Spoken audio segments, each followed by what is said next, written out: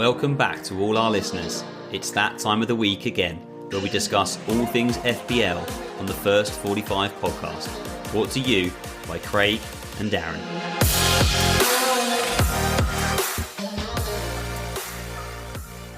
Hello, you're listening to the First 45 podcast. Joining with me, as always, are Craig and Darren. How are you guys? Yep, all good, mate. Thank you.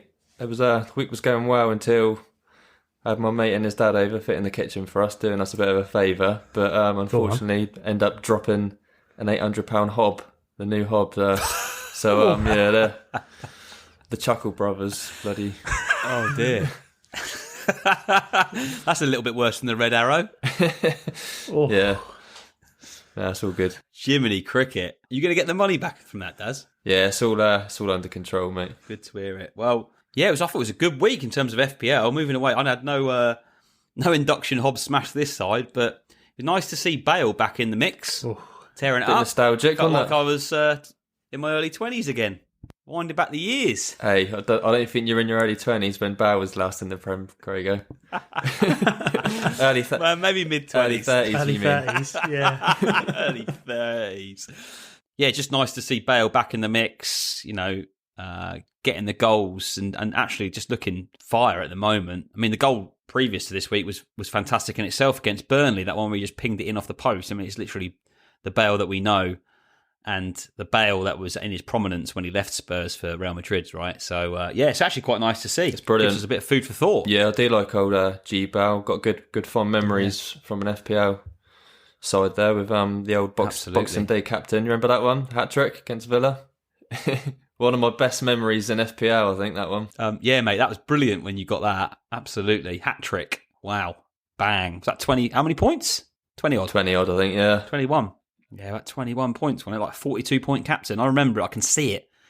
In front of me. That was another one that was very frustrating being in the same league as you. Again, always knocking around the top up there, and you were up there too, and then you go and get that, and just miles away. I'm not even sure if I owned him for that game. I think I did, but it's a massive swing, isn't it, when your captain then goes and gets 2 points. Fond memories. Yep. Talking about captains, obviously we've had an interesting week for captains and just generally this week. So perhaps you can take us through how your teams have performed this week. Craig, you can start us off if you want. Yeah, middling at the moment, 46k to 45k, 53 points. Gundo captain playing tonight. Interesting to see whether or not he starts or not. Not sure. I literally have no feeling over that whatsoever. Could get a rest. Could play. Don't know. There's a few players that I think will play. I'm not sure about Gundo. So I'm not holding my breath. I also think Southampton will put up a bit of a fight tonight. So let's see. I might be eating my words, and we could be on the end of another 9-0, as Joey said last week. But I don't know. I feel like we looked all right in our last game. I know it was Sheffield United, and I think Southampton will do okay tonight. I don't think there's going to be too many goals. So we'll see. I could be completely wrong there and actually gauge that all off. But yeah, transfer for me this week, I went DCL to Kane, so I'm very happy about that. Massive upside of 17 points. So, cannot complain. Give us a lot of talk, Craig, about some of your transfers, and you ended up doing none of them. So, big listener warning there. Don't listen in too much. Just listening to what Craig's got to say, because he might tweak it massively. I didn't. I said last week that I was going to do DCL to Kane. What other ones did I throw out there? I said it and stuff. I'd already made the transfer when we put the pod on. You're going to have to pull up WhatsApp. You're going to have to pull up the old pod. Yeah, no, I can remember calling you out on it. Hands up coming in straight away. Definitely going to be a hands up. I said on last week's pod that I'd already made the transfer, Daz. Do you remember? Yeah, I do. I seem to remember that, mate. We lost Joey again, by the way. No, I'm here. You turned into a robot. All I can hear is... There we go. Saturday morning from me, 12 o'clock. Opted for Kane and Diaz for captain. Yeah, opted out of Kane and Diaz. You were giving it the big Kane and Diaz captain talk. Went for Gundogan, didn't he?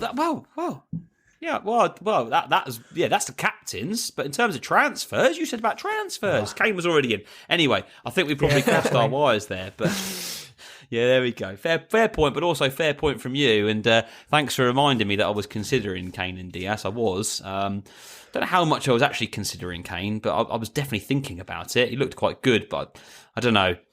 The Man City boys for me looked like the way to go. Looked like the safe play. We're all doing quite well with our ranks this year, aren't we? And one thing that I always like to do is if you're doing quite well rank-wise, don't make too many crazy moves, don't make too many crazy gambles. There wasn't going to be too many Kane captains, so the fact that I owned him, I was happy.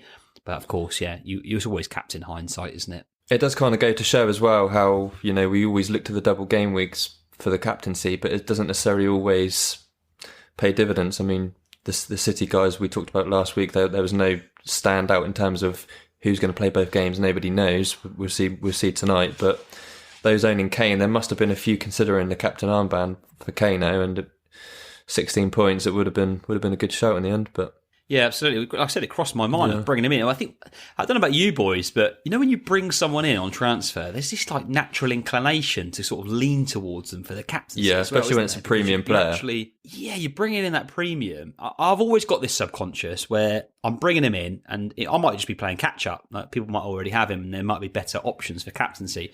But there is that subconscious, like you said, particularly if it is a premium player, where you say, "Oh, I'm bringing him in," so I'm obviously, I'm backing myself, so do I just put the captaincy there as well? So I had thought about it, but like you said, you lean towards the doubles. Yeah. As for me... And you, Daz, how'd you get on, mate? As for me, a pretty underwhelming 37 points. It's another red arrow as so far. I know we're only halfway through the game week. Well, more like 3/4 of the way through, really. A lot of us have got 3 City assets. I've got Gundo captain, so... I guess I'm hopeful for some returns, but at the same time, being a Saints fan, I don't think it really is going to matter too much. Looking at our mini league, I think 9 out of the top 10 or something had Gundo captain. It was unbelievable. So I think that's not really one to be too worried about. I've dropped from 22k to 36k.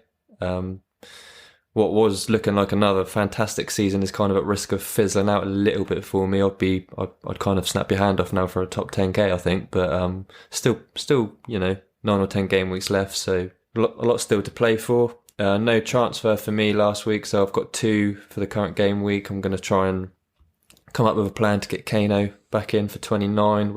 I'm not sure he's going to be in this week with the Arsenal fixture, although he has got a good record against Arsenal, but he's certainly on my radar for 29, and I've got a couple of free transfers to find a route to him.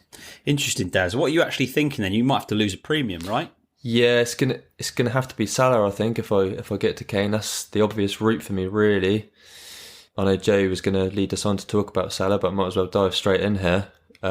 Historically, for me, when Salah, when he's not been in form, the mass exit on Salah has kind of been quite good for me because I've been patient with him, and inevitably he's come up with the goods. I remember the captain against, I think it was Palace and Bournemouth, when it was on the back of some blanks, and I ended up captaining him and some massive green arrows. But I think it's a little bit different this time. I think back then Liverpool was still a good side, still creating plenty of chances, whereas now, there's massive warning signs there. They're just not the same team at all. And I think, of course, Salah, he could still do the business. It's Mo Salah. I could say all this and we could be looking at a hat-trick, but it's, I think the thought process and the logic behind the transfer out is there for Salah at the moment. I do agree with that. And it's funny, isn't it? Because as we've always talked about, and we always will be big proponents of Salah, but it's the team, isn't it, more than perhaps Salah at this point. Yeah, he's playing in a slightly different position, I feel, anyway, and I think it's been talked about, but I've seen it. He looks very Sterling-esque at the moment. When you see Sterling almost hugging the byline, and for me, that's just warning signs. He's not really getting through the middle. However, in the last game, I did notice that he was playing a little bit more centrally against Fulham. Fulham are a good side. We'll probably get onto that a little bit later as well. I've got a few things to talk about surrounding Fulham, but the warning signs have been there, as you're saying. The team's just not playing well. From an eye test perspective, they are all at sea. Confidence is almost shot to pieces, and I kind of look at them at the moment like a team that bears a lot of similarity to Jose Mourinho's Chelsea after they won the season. After they won the league, they won the league.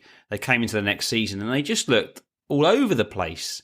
And I just look at the Liverpool team and I see the same thing where, Klopp seems to be quite stubborn in his tactical foresight and what he's looking to do with that team. He obviously he's basically done so many good things in the last few years with that team, winning the Champions League, winning the Premier League, via playing a very similar process.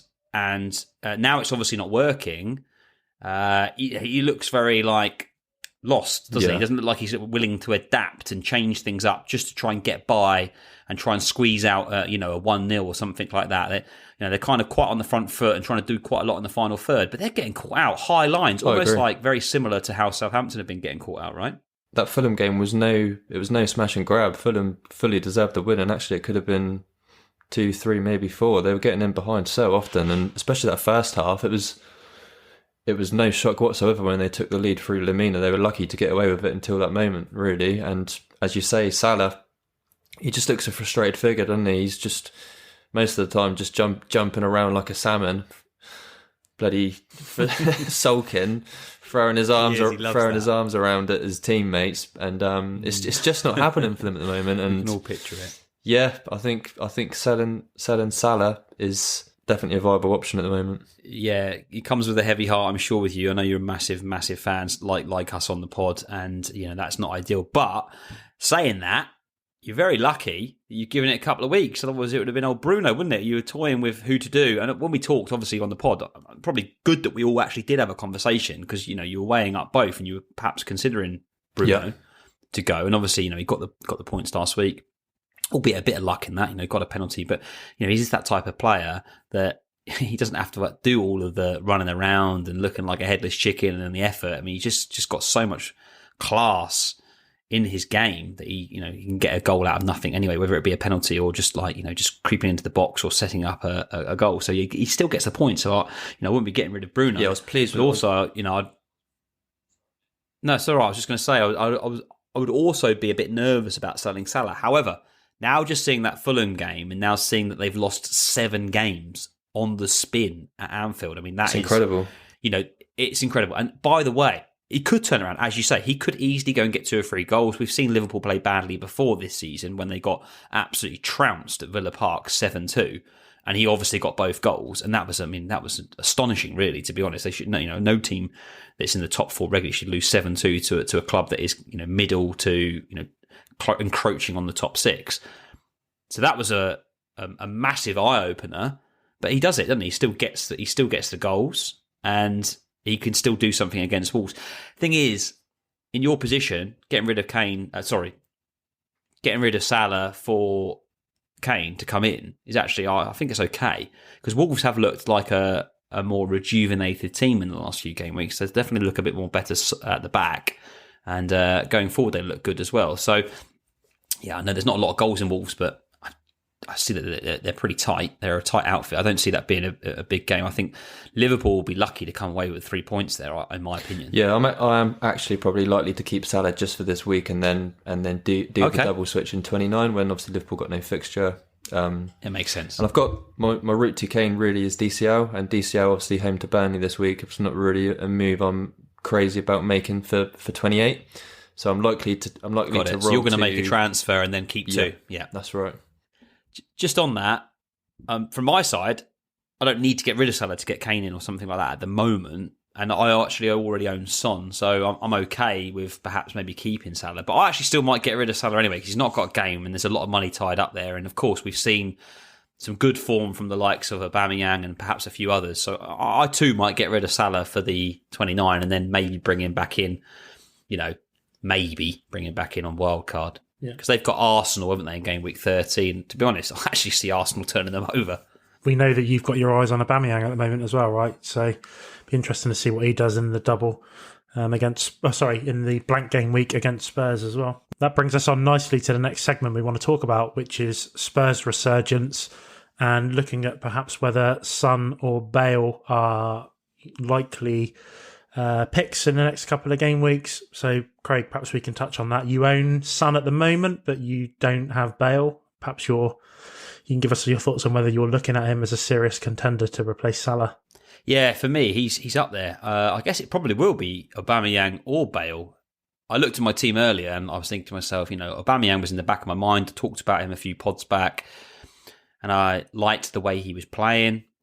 And now I look at it and think, well, actually, if I do take Salah out, I can only have one or the other. And I've got Son, so I might have to miss Bale. But at the moment, Bale looks like the explosive option. And of course, we've seen what Bale did at Villa Park a few years ago, as Daz has already touched upon when he got that hat trick. So there's lightning strike twice, maybe. So maybe I do need to be perhaps looking at the Bale route and maybe ignoring Aubameyang. And let's be honest, Aubameyang and Arsenal are away at West Ham in 29. So I'm like, yeah, I kind of am inclined to go there, and I talked it up. But when I actually take a step back and look at it, West Ham, one of the form teams in the league, and at home, they're not conceding a lot of goals. And Arsenal are only starting to pick up their form now. Do I really want to make that gamble? I mean, do I want to actually go all out on Spurs or not? And I guess the fact that they've got Villa is also troubling, because Villa aren't too bad defensively either. So it's going to be a coin toss. And I don't know what I'm going to do just yet. But one thing that I was quite excited to see was the expected FPL points totals from Kane, Son and Bale combined. It's absolutely light years ahead of any other player in the last 2 game weeks. And I got this information from fantasyfootballfix.com. They crunch out algorithms to predict what the expected FPL point score would be, and it's very accurate. Of course, you can see some players sometimes underperform, like Son. So it's quite interesting to see that he has actually underperformed. I think we've perhaps all seen that with the results that Kane and Bale have churned out in the last couple of game weeks with quite a lot of points. It's interesting to see that Son's expected FPL score is actually better than Kane's. So over the last 2 game weeks, it's 21.84 versus Kane's 21.72. And by the way, those numbers are ridiculous, right? I mean, we're talking about a total between the 3 of them of 66.67 points expected in the last 2 game weeks. So essentially, on average, each player has averaged an expected FPL score of 10 points. And this is calculating everything: shots on target, potential assist, attempted assist, everything, all their movements. And the correlation is very, very accurate. So when you look at that, you say to yourself, wow, I mean, have Spurs turned a corner again? Because they go kind of hot and cold. And I think it's all down to Bale. I think it's all down to Bale's form. Son's taken up a slightly different role. And I looked at it, and his numbers for attempted assists, Son's is amazing. It's way, way better than Bale's and Kane's. Because you look at it, and Bale and Kane have almost been taking these 2 striker roles. Son's kind of taken a bit more of a creative role in behind, and perhaps that's why he's underperformed a little bit. But he's been doing all the right things. Like his attempted assists, his expected assists over the last couple of game weeks is at plus 3.0, whereas the other guys is not even at 1. So that, he's outperformed them quite considerably in terms of what he was expected to assist. So, yeah, I mean, it's interesting. I think I might go all out. In answer to the actual point on Sale and Bale, I possibly might go there. And that means that I'd have to probably avoid Aubameyang. That's interesting, Craig, that you picked up on the fact that he's perhaps a little bit deeper than he was previously in the season, taking up more of a creative role. Obviously, earlier on, we kind of saw Son as almost the furthest forward, and Kane kind of dropping back and assisting him in most games. It's not something I've actually picked up on there, so that's an interesting one. Obviously, Son and Bale, which one to go for, is quite a hot topic within the community at the moment, I know. A lot of people, we've spoken about selling Salah, a lot of people will be moving to one of those guys. If I didn't own either, it probably still would be Son. I know you've just spoken about expected FPL points and all that sort of stuff, and despite him perhaps not getting in goal scoring opportunities quite as often, he's still creating chances and still comparable to the numbers that Kane and Bale are producing, so no concerns there. Bale he's still yet to complete 70 minutes in a Premier League match, which is a little bit of a concern. Obviously, wow, okay. If you want your players to score points, they've got to be on the pitch. So from that side of it, Son has the edge in terms of minutes. Spurs, if you are looking at Bale, I'd certainly wait until the Europa League fixture's over and keep an eye on his minutes there, because if he does play and start and perhaps get another 60, 70 minutes, we could see him drop to the bench on the weekend, perhaps. I'm guessing the reason why he's not completing full matches is because he's still not up to match fitness. So that's definitely one to keep an eye on. If you're looking for a gamble, obviously Bale is much fewer ownership in the game. So there's a lot to consider there. But for me, I'd probably still lean towards Sonny, I think. Yeah, I can understand that mindset. Like you said, there's more assurity there for sure. Much fitter player at the moment, completing the 90 minutes, and Bale hasn't got that. I personally think, again, we're predicting the future here. I personally think that Bale doesn't start in the Europa, but of course he could do. I don't think he will. I think with the way that he's playing at the moment in the league and the fact that they're desperate to get into the Champions League spots, and they got a real good chance of that as well, haven't they? The way they're playing. They have. Exactly that, Daz. So I feel like, it's the perfect game for Bale as well. And a derby, he's done it before. He's played in the derby before, and he's kind of upset the Arsenal apple cart by getting in on the goals. So I see that they're going to go full strength in that game. That's a big game for them.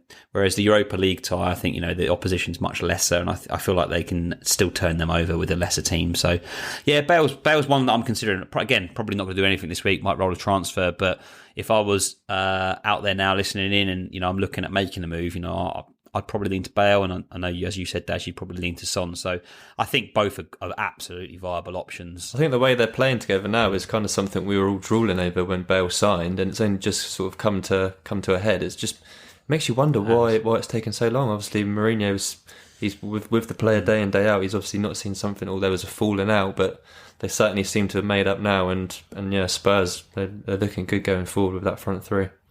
Could be just fitness as well, right? You think... Yeah, even with the Europa League tie.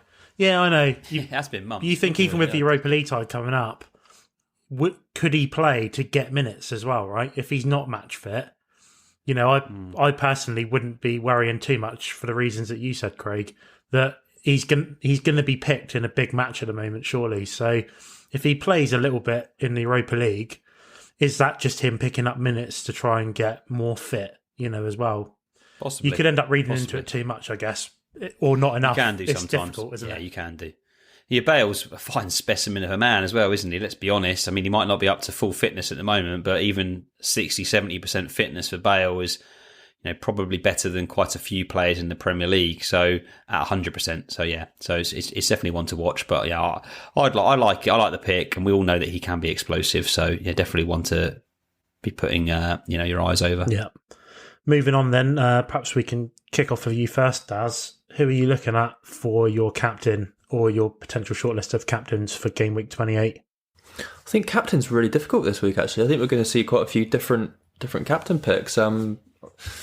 Perhaps the obvious one is maybe Bruno, home to West Ham. I think a lot of people now are kind of just looking at West Ham and thinking this is a top team defensively. Eh?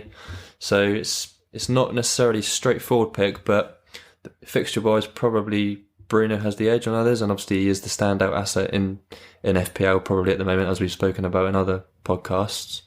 If I owned Kane's someone I'd be looking at. Great record in the North London derby. Expecting him to cause them some troubles. And of course, City assets. I mean, for me, the trouble with owning Gundo is it blocks the KDB, Sterling sort of premium assets, which are the ones you want to look at for captaincy, really. I'll be interested to see what sort of role Gundo takes up again tonight, because I think he still could be an option for the captaincy, looking at the way he played against Manchester United. 4 shots, penalty touches 6, both level with Kevin De Bruyne. So he's still a player to consider for your captaincy, I think. But yeah, I think I'm probably leaning towards Bruno. What about you, Craigie? Same as Daz. I think no surprises. Still own Bruno. And for me, at the moment, standout pick in the game. You can pull something out of nothing. So whether it's West Ham or not, Man's done it against Man City. Yeah, so, exactly. West Ham are in form. Are you tempted by Kane again, as a Kane owner? Because I think I really would be if I owned Kane. No, I'm not. No, I don't want to start overthinking it. I think for me, Bruno's the standout this week. You got to go with it. And look, it's not all about the effective ownership. You talked about that before, Daz. It does play on my mind a little bit, particularly if you're doing quite well in the ranks. I think you've got to consider it a little bit. You don't want to just kind of like take too many risks. But for me, even putting that aside, I know, and we all know really, that Bruno's effective ownership once he's captain is going to be astronomical. So if you don't put the captaincy on him and he goes and gets 10 points, you're actually going to probably drop in rank. Now, I know that you don't overthink it. But for me, I think there's reason to captain him this week. I know Kane's got a good record against Arsenal. I just don't. I don't know why. I'm not too sure. I think Spurs looked good, but so have Arsenal. I think if Arsenal looked like how they looked maybe 10 games back, when they were literally struggling to do anything, and they were on the back end of a few hide-ins from some middling teams, I would actually definitely be considering Kane. And as we've seen with them in the last couple of games and their points output and expected points, and actually the underlying numbers are fantastic for Spurs. Arsenal have looked pretty decent, and I expect Arteta to do a bit of a job there and try and keep that quite conservative. Outside of Kane, I don't see any City asset appealing to me either. I'm going to talk about it in a bit, but Fulham, for me, just unbelievable at the moment. I've watched a lot of their gameplay in the last 5 or 6 games, and I don't care what the club name is. I don't care what strip they're playing in. They're like a top 6-7 team at the moment. But you can tell they've been really well coached. We'll get on to some of the numbers. Absolutely. Yeah. And I think people are missing a trick on that. I think people are just looking at it as a team that are stuck in relegation, because they still are. They're still down there. But that position is pulling the wall over in many people's eyes. People, they are not a team to be taking any punts against. Now, I know it's City, and I know obviously they could go and trounce them. I get it. But again, we'll get onto the numbers in a minute. Fulham's numbers defensively are absolutely phenomenal. So for me, it's not City. It's probably not Spurs asset. I'm almost certainly going to captain Fernandes. The only one that I would consider, which might seem like lunacy considering people are actually thinking about moving him out, is Salah. And again, it's the whole end of the game week thing. Sometimes I quite like that. It's not saying it's sensible, skill set play. You sometimes just like the fact that you've got something to look forward to. But the fact that Liverpool are playing so appallingly, I don't see anything turning around there. And, Bruno Fernandes captaincy, Sunday night, last game, well, that's happy days anyway, isn't it? Yeah, the only thing I guess the way you described that now, it sounds like Bruno is going to be quite highly captained. And for those of us chasing the mini leagues, Sticks, if you're listening, I'm still got my eye on you, mate. But I guess it is time to maybe start looking at those different captains if you're chasing a higher rank finish, or it's very true. You're looking at your mini leagues. I think this week could be a good week to maybe deviate from the standout because of that. West Ham, they are a good side. And who would you look at then, Daz, outside of Bruno? You haven't got Kane at the moment. You're not likely to bring him in this week. So who would you look at outside of Bruno from your own team? It's probably either Gundo or Salah. Gundo, okay. Gundo is as I said earlier, it's one I want to watch tonight against Southampton. Hopefully he plays. I still think there's something there with Gundo. I still think I don't think his time's up. I think he's got a lot to offer still breaking into the box, still getting on the end of chances. I think he could be a good differential captain for anyone owning him. Yeah, absolutely. Even in his limited minutes against Wolves, he looks so dangerous. He's very central to their operation at the moment. He's way more appealing than Sterling for me, like way more appealing. Again, put prices aside, put the history aside, because of course there's only one winner if you go on the history, and it's Sterling, obviously. He's got the proven pedigree over the last 4 or 5 years. But at the moment, Gundo's just going through the middle and he's doing everything. And he had that shot, which of course, gave him an assist when Jesus converted the parried away shot that he had against Wolves. But again, a great shot, and then he went in. So yeah, I agree with that. And that was in limited minutes. He could have ended up walking away with 7 to 10 points from like 25 minutes. So I do get it. Yeah. Just like Fulham at the moment. Well, let's move on to, what we just talked about there, where there's potentially opportunities coming up with differentials to make a real impact in things like your mini leagues. Perhaps you want to take us through any differentials you're looking at that stand out for you in the game weeks ahead. Darren, do you want to go first? Differentials. I think Aubameyang is someone who's probably coming back into our thinking, actually. I think you mentioned him earlier, Craig, and I know you spoke about him earlier in the season as someone who could creep back into our thoughts with the 29 game. And he is looking good as well. He's looking in form, playing back through the middle as well. So it's definitely going to be on a lot of people's radar. I'm not sure what his ownership is, but live ownership must be pretty low. I think for us guys, where we're not using the free hit in 29, we're only really looking at those players who have got the fixture for our transfers. But for anyone who is free hitting in 29, there's a few players here which could be good differentials for in game week 28. The likes of Iheanacho, for example, 5.6, under 1% ownership. Maddison and Barnes still out, so he's almost certain to play. Home fixture against Sheffield United, arguably, almost certainly the worst team in the league at the moment. 2 goals in his last 2. Some brilliant goals as well. That pass from Tillemans and the finish from Iheanacho shows he is a good forward, good finisher. He's always been a good finisher, actually, in my opinion. But so I think he could be someone to look at. Elsewhere, you've got Timo Werner, 11% ownership. I'm assuming, again, live ownership's going to be next to nothing. He was monster owned at the start of the season. I think he's like 40% owned, so a lot of those will be dead teams. You look at the fixtures there, if you are free hitting in 29, you've got Leeds away this week, then the blank, and then you've got West Brom at home, Palace away, and Brighton at home. And Chelsea are looking a really good side. If they can get Timo firing, they're going to cause some serious problems and potential big returns there. I know we were just talking about potential captain differentials. He could be one to look at this week, Leeds away. How about you, Craig? Yeah, interesting you reference Aubameyang and Timo's live ownership.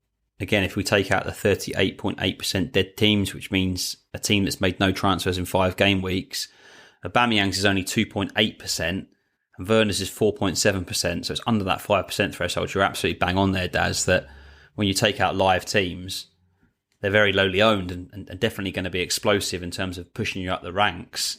So I couldn't agree any more with those. Another one, this is a bit more out there, but again, it was out there when I threw out Aubameyang a few game weeks back, maybe 4 game weeks back, and you'll kind of laughed me down the road. And interestingly, he's actually gone and got 7.75 points average in the last 4 game weeks. So Aubameyang was absolutely smashing it. When you consider that Salah's averaging 2.25 points in the last 4 game weeks, I probably should have made the switch from Salah to Aubameyang 4 game weeks ago, but we never would have done it, not with Salah's fixtures. And Aubameyang definitely looks like the man to go for. So anyway, back to another fruity one. And again, it's just a consideration if you're really looking to take a punt. Really, I'm actually thinking about it now, but I'm not sure. I just need to see my structure of my team. But Lallana for me is one that over the next 2, I feel like he actually could do something. Again, I'm not really basing this on too much, and the underlying stats aren't particularly there, although they have picked up over the last couple of game weeks of his play, playing sort of a game and a half. He's only owned by 0.3% of all teams, not even taking out live ownership, so he's not owned at all. Got a goal in the last game against Leicester, and actually what I found quite interesting about watching that game is that he was getting shots off. And that was interesting. 4 shots, I think 2 shots on target. He was all around the box. We know that Lallana can do that from his time at Liverpool and his time at Southampton. He had a massive season at Southampton one year where he got about 180 or 190 points in one season. So, he can do it. And he's up against his old club, isn't he, in Saints in the next game week, which I think he could get something from. I feel like he's going to be bang up for that. Like, he's back playing.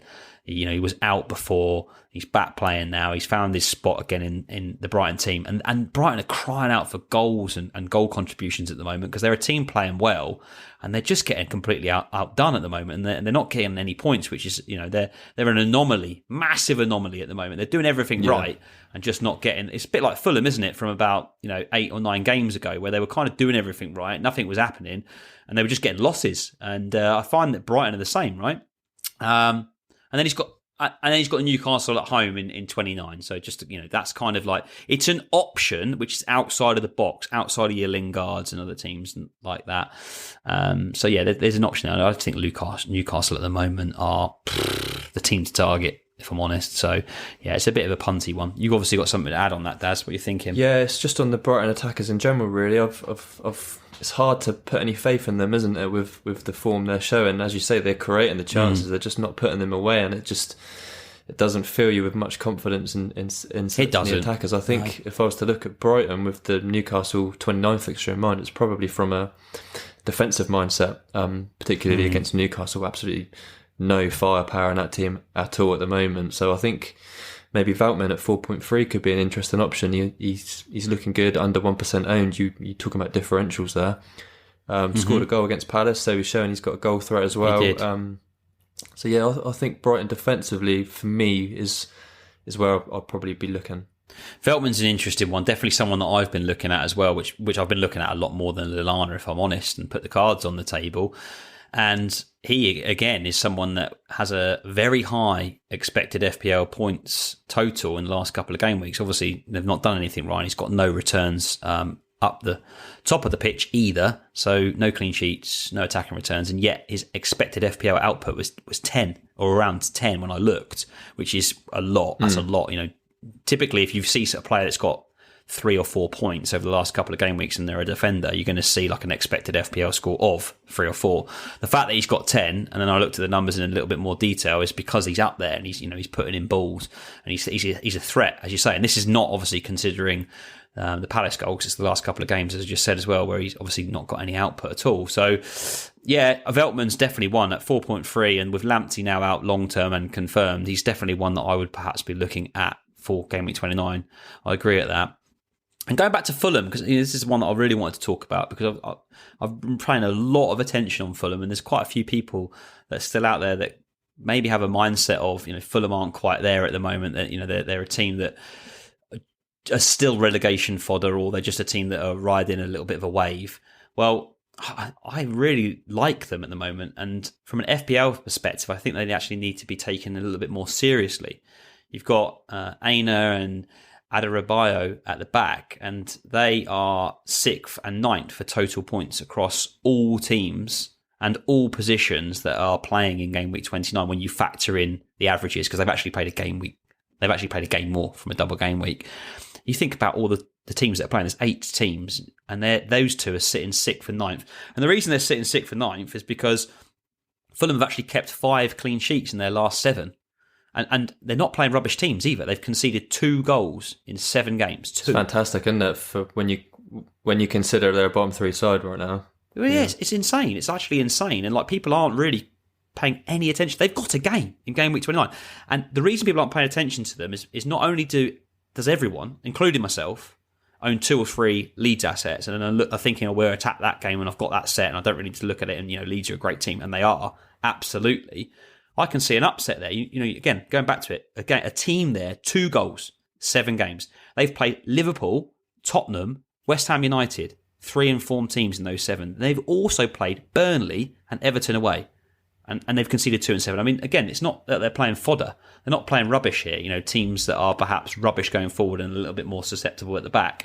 So it's actually, for me, about who would you target there? Then I probably wouldn't even target the Lookmans and the Madgers at the moment. I would actually look at those defenders. I feel like there's actually clean sheets there. And do you know what? It wouldn't surprise me in the slightest if Fulham go and win that game 1 or 2-0. And everyone's, on the receiving end of, 6-7 points coming out of the Leeds boys. They might go and get a goal, and we might still get something out of it, hopefully, because that's all I've got at the moment. But I actually see a clean sheet there. And if I'm really honest, if I was on free hit, I would probably have Rafinha and Bamford, because I think you have to have them, because again, that could be a high scoring game. We just never know. But again, looking at the numbers here and looking at Fulham's performance going back longer than a few games, we're talking about 15 plus games. They've only lost 4 of their last 15. I would also be looking at, in my free hit squad for 29, picking up a Fulham defender and then maybe a Lookman or a Madger as well. Yeah. I think when you think of Leeds, the problem with it is you always kind of envisage this high scoring game, sort of a 4-3 or something, which is why a lot of us are kind of maybe not looking at Fulham defenders so much for that game. But you could be onto something there, mate. Yeah, definitely. As we said earlier, they're so well drilled. Scott Parker's he's doing a great job. It's just that Leeds fixture, I wouldn't necessarily. Hard to bet against it, isn't it, with the way that Leeds play. It's always hard to bet against Leeds getting a goal or 2, and it's also hard to bet against them throwing a couple in. So you mentioned Lookman there and Madger. I think they're also players to look at. I think defensively, long term, I think once we wildcard, I think Fulham defensively, there's definitely going to be assets there to look at. They're just cheap, aren't they? They're very cheap, and I don't think, outside of us only having this discussion, I've not heard anything. I've not heard anyone talking about any of their defenders, and as you say, I think it's definitely something to look at from a wildcard perspective. And if you're on free hit, I'd maybe give that a little bit of a look as well. Yeah. Cool. I'm going to move us on. Let's talk community questions. First question is from Patrick Corlett, who's asked and said that they can't resist a Chelsea punt. They're asking around whether Havertz or Mount is a good option. Was set on Mount, but Havertz looked good versus Everton. Daz, perhaps you can have a punt at answering that question for us and give us your thoughts. Mount for me, I think there. I think he's actually due to not play in the Champions League game as well, which is coming up before that fixture. So I think he's suspended for that game. So he's almost certain to play against Leeds, and he's pretty much central to everything they do. I think he's had an outstanding season. However, if you do want a real punt, Patrick, Timo's your man. I think that's my tip for the weekend. You got any thoughts, Craig, before we turn to the next question? I like that. I like Timo as the punt. I think he's going to come into his own now. Tuchel's got them playing nice football, and I've watched the last few games, and I think Werner was very unfortunate not to come away with some points against Liverpool. That offside decision was absolutely ludicrous, but he was in and amongst it. Could have easily had again another 7 or 10 points. And again, going back to free hitting on 29, none of us are. But again, if I was actually free hitting, I would even consider bringing in a Chelsea player now if I was free hitting and I didn't have to bring in players for 29, as you say. So I think there's plenty of options there. Defensively, I think they're absolutely superb at the moment. And when you look at the fixtures for Chelsea, the next 6 is Leeds away, West Brom at home, Crystal Palace away, Brighton and Hove Albion at home, West Ham United away, Fulham at home. It's a great run. I'm just seeing more clean sheets there. I'm seeing there's 6 games. I'm seeing minimum 3 clean sheets. So you've got to be looking at about 30 points from a defender. So I'm actually a little bit annoyed. This is my strategy because I want to get in there now. I want to bring in the Mason Mounts. I want to bring in the Timo Werners. I want to bring in a Rudiger and a Mendy, because I think Martinez also might be a player I might actually consider bringing out, which is insane considering what he's done for us owners over the years. I think on a wild card, Mendy's definitely one to consider, isn't he? For your goalkeeper. Got a good run. They've got a good run. Absolutely. They've got a great run post 30, whereas an Aston Villa don't. I mean, that's music to your ears, Daz. You're probably chomping at the bit, waiting for everyone to turf out Martinez, because he could still go and do it, right? I mean, he could still go, but Aston Villa's run isn't fantastic. Game week 31, they're away at Liverpool. Game week 32, they're at home to Man City. Yeah, they're okay. But then game week 35, they're at home to Man United. Last game of the season at home to Chelsea. So again, 4 out of their last 7 or 8 games are really difficult for Villa, whereas Chelsea's are quite good and they're obviously quite well drilled. So yeah, I might even be looking at a Mendy. Yeah, you think Villa's fixtures there as well? You're going to have Chelsea and Tottenham chasing Champions League football potentially as well. There's I missed the Tottenham game as well, as you say. Yeah, there's Tottenham in there. So they've got Liverpool, City, Man United, Spurs, and Chelsea in their last 8. 5 of the big team. No, not for me. Probably be exiting Martinez, but it'd be one of those ones that you ruin, isn't it? It'll end up getting a couple of clean sheets in there and some probably a penalty save. Yeah. Save points. It's like I can see it this weekend as well. Like everyone's pulling up trees to get Bale, Son, and Kane in. It wouldn't surprise me at all if Martinez outscored all 3 of them combined. Quite possibly. Or Bale gets injured. He is literally the asset of the year. Cool. I'm going to move us on. This one's from Lee Godfrey. Do you think 8 players for the blank is enough? Give us your thoughts on that one first, Craigo. I think that's enough. I think that's okay. If I had 8, I'd be content with it, and I'd be looking at my team and think, I'm just a product of my team here, and that's fine. I'll just go, that's okay. I mean, the only reason why I'm maybe doubting is that enough is because I'm probably in a bit of a better position in that I'm likely to have 9 or 10 players. But again, it's not really much difference. I think, to be honest, with the teams on display, we're all going to have assets from Leeds, Villa and Spurs. So I don't really see that the actual game week difference would be huge anyway. We're not talking 40, 50 points. You're going to be in the rubbish. We're probably talking like 10, 15 point swings here and there. So I don't, we saw that with game week 19, I think was the last blank when I didn't again play a free hit there. And I think I had 8. I survived. I maybe was about 15 or so points behind the people that played free hits, 15, maybe 20 points. But yeah, you can survive. So I think 8's good. Yeah, I agree. I think don't sweat it too much if you can't get to 11 for this week. You do fall into the trap, don't you, of trying to take the hits to get the full 11. But with the fixtures we've got there, there's just no guarantees you're going to get them points back. I think if you've got 8, assumingly it's going to be a couple of Leeds, a couple of Villa, a couple of Spurs maybe. I think that's good enough with 1 or 2 others to fill the gaps. We've got another question here from FPL Jamo, who's asked Mo Salah or no Salah. Out of form, but Wolves' defence not great, and Liverpool have good fixtures. Yeah, obviously it's something we spoke about in length already. I think if you're using Salah to get fund the likes of Kane or Son or Bale, that's absolutely fine. I've got no problem with that whatsoever. If you're in Craig's position where you can already get those players maybe without selling Salah, then as we've seen in previous seasons, he could do some damage. Yeah, agree with that. Agree with that completely. It's one of those where circumstantial. If you need to sell him because you need the money for those informed players, and in the main Spurs, then I actually would be quite comfortable to do it if I didn't have the money and I didn't really have too much Spurs coverage at the moment with the way that Bale and Kane are playing. I'd be doing the same thing. So yeah, I'm not doing it at the moment because I don't need to, but I would be doing it. Right, I'm going to move us on to our favourite part of the episode, to have a bit of stick at one another, which is Four Aside. For new listeners, Four Aside is our charity competition.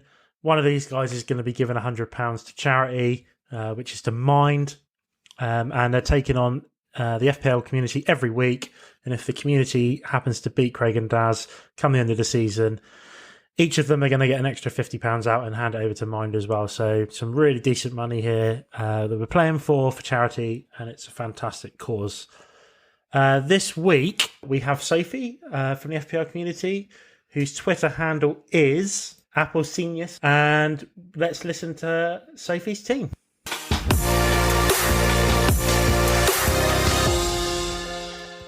Hi guys, it's Sophie here. I go by Applecenius on Twitter, or Apples in Juice if you prefer to pronounce it like that. I'm very pleased to be taking on Craig and Darren for Game Week 28 in the charity Four Aside competition by representing the community. A little known fact about me, or fun fact if you will, is that I absolutely love Craig David. And with that said, let's dive into the fun part, which is my picks for this week. The goalkeeper I've chosen to go for is Emi Martinez. It's boring, but I just don't want to bet against him at this point. And the defender I've chosen to go for is Konsa. He was unlucky not to record an attacking return against Wolves, so I'm hoping he'll be hungry for an attacking return against Newcastle as well. The midfielder I've gone for is Mason Mount. Leeds look very vulnerable against set pieces, and Mount is on them, so it's like a match made in heaven. And hopefully Mount can get some returns against them. The striker I've chosen to go for is Richarlison. He's been on a run of form recently, so maybe some magic can happen against a Burnley defense who hasn't really been the strongest recently, so let's see. My selections add up to 24.9 mil at the time of recording this message, so I take no responsibility for potential price rises. And good luck, guys. May the best woman win.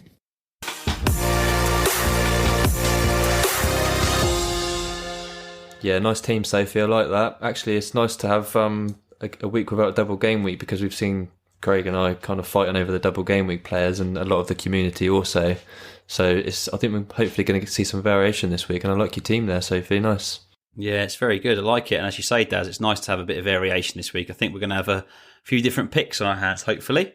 But good effort, Sophie. I like that team a lot. Shall I quickly run through the current standings in the league so we can rattle through who's going to be picking first? So in the lead at the moment is the FPL community. Obviously, there's a game to go tonight, but some big scoring from Az after some of the banter we gave him on the pod last week when his team news broke out. It was actually, I have to hold my hands up here, Az, because when I heard your team, I kind of wondered if you knew it was a double game week or not, mate. I was giving you a bit of stick, but no, fair play. You've done well there with getting Bale in. Us, hasn't he? With a single game weeks player, that's it. We've all gone City or covered ourselves with a bit of Southampton, haven't we, for game week 27, Daz? And I remember seeing your WhatsApp message saying, Az's team, by the way, does he know it's a double game week? And we were all thinking, yeah, I don't think he does. That's quite funny. And then, of course, Bale goes and gets 14 points. Boom. And Johnston for West Brom, 8 points. So, yeah, 26 points as so far. Actually, not so far, because I don't think you've got any double game week players, as we said. So, 26 points. And I've only got 6 points so far this week. So, well done, mate. Smashed it. Daz is on 12 points currently for the game week. Yeah. And he is in second place as well with 182 total points currently. Craig is lacking behind a little bit on 172, but there's still a long, long way to go. We've seen lots of backwards and forwards. So, without further ado, that means, Craig, you've got the honour again this week to go first, mate. Perhaps you want to give us your first pick. Right, let's just try and get straight into this. I'm not going to overthink it. I'm going to go Watkins.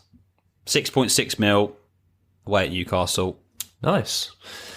I'm going to go for Emi Martinez in goal. I think I'm targeting. My first thought was to see who Newcastle were playing, and it's the standout goalkeeper as well. So I'm happy with that decision. Yeah, I like that, Daz. Where do I go next? I think I might go for Luca Digne. Nice. Home to Burnley. Yeah. Luca Digne's got Burnley at home. Yeah, it was that or... Well, I won't say what it was that or, because I don't want to give you any extra tips or advice. I want to steer you down a path. Okay, I'm going to go for Mason Mount, 7 million. I've got the same team as Sophie so far. I'm not copying you, Sophie. Strong. Do you know what? I've actually, you know what, Daz? I've actually had one again here because I actually thought for some reason, I don't even know why, I just thought you would go for a midfielder for your first pick, basically, right? And I know you went for Martinez, obviously, but because I knew that you'd go for midfielder in my mind, Mount was my boy. I just completely lost it.